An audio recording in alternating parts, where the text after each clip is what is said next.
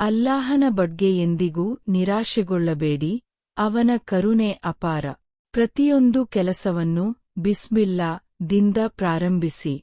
ಪ್ರಾರ್ಥನೆಯು ನಂಬಿಕೆಯುಳ್ಳವನ ಲಕ್ಷಣವಾಗಿದೆ. ಸತ್ಯವನ್ನು ಮಾತನಾಡುವುದು ಅತ್ಯುತ್ತಮ ಅಭ್ಯಾಸವಾಗಿದೆ. ನಗುವುದು ಕೂಡ ದಾನ. ಹೆತ್ತವರಿಗೆ ಸೇವೆ ಸಲ್ಲಿಸುವುದು ಸ್ವರ್ಗದ ಮಾರ್ಗವಾಗಿದೆ. ಅಲ್ಲಾಹನು ತಾಳ್ಮೆಯಿಂದಿರುವವರೊಂದಿಗೆ ಇರುತ್ತಾನೆ. ಜನರನ್ನು ಕ್ಷಮಿಸುವುದು ನೀತಿವಂತನ ಲಕ್ಷಣವಾಗಿದೆ.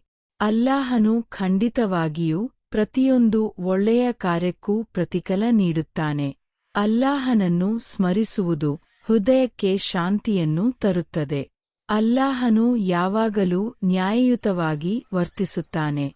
ಚಿಕ್ಕ ಒಳ್ಳೆಯ ಕಾರ್ಯವೂ ಎಂದಿಗೂ ಚಿಕ್ಕದಲ್ಲ. ಪ್ರತಿದಿನ ಪಶ್ಚಾತ್ತಾಪ ಪಡುವ ದಿನ. ಜನರಿಗೆ ಕರುಣೆ ತೋರಿಸುವವರಿಗೆ ಅಲ್ಲಾಹನು ಕರುಣೆ ತೋರಿಸುತ್ತಾನೆ. ಕೋಪವನ್ನು ನಿಯಂತ್ರಿಸುವುದು ಶೌರ್ಯ.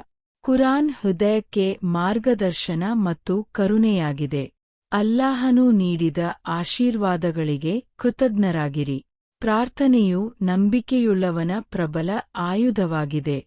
ಯಾರನ್ನೂ ನೋಯಿಸದಿರುವುದು ಸಹ ದಯೆಯ ದೊಡ್ಡ ಕ್ರಿಯೆಯಾಗಿದೆ. ಪ್ರತಿಯೊಂದು ಕಷ್ಟಕ್ಕೂ ಅಲ್ಲಾಹನು ನಿರಾಳತೆಯನ್ನು ಸಹ ನೀಡುತ್ತಾನೆ.